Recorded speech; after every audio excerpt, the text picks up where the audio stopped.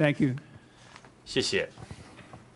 I'd start this with a picture of 我先放一张 energy in 照 the 片， developing world 在这 and 个 the 开发 importance 中 of the 国家的 cost. 这个能 This is 源的这个 India. 现况，这 And 个 if 是 you look 印 at the 度。 activity you 我们来 gather 看 that the 看 economic 从这 development 个 in India 印度的 could 经 use 济 some 的这个 improvement. 活动方面， You'd 我 also 们可以 notice 看到他 that 们如 their 何改 energy 进， source 而 is 且他 not 们的这个 very 能源的 efficient here. 来源，他们基 And 本上 that 不是 just 非常的 burning 有效 biomass 率， is 他们烧 occasionally 的 a 只 big 是生物 problem 质 for the 量， environment. 造成很多这个环境的问题。我们也可以注意到，这些都是妇女，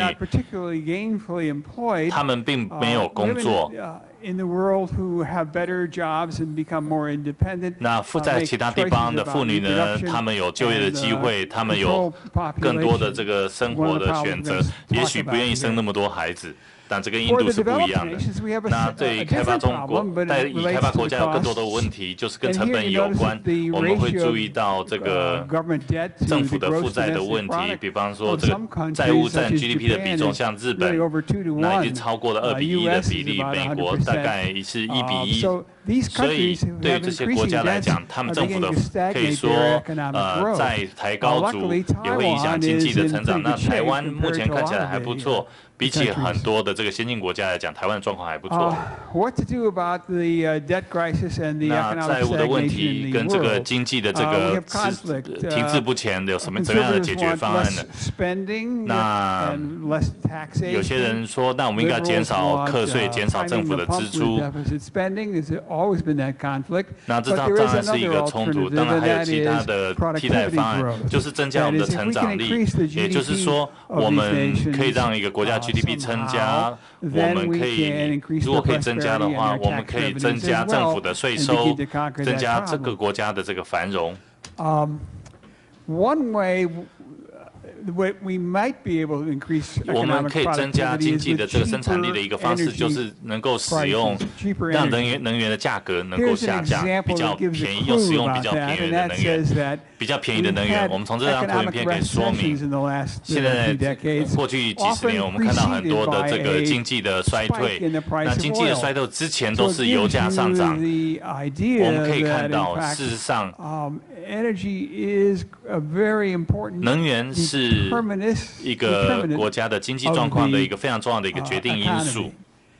那事实上，很多的这个经济学家做的研究，他们表示，如果说把这个1块钱的这个能源的投入，可以增加这个 GDP 5块钱的这个产出，所以 能源价格必须要非常的低，不只是开发中国家的，对工业化的国家来说也是如此。另外，我们还有其他的问题，我们面临全球暖化的问题，我们也面临人口过剩的问题，人口过多的问题。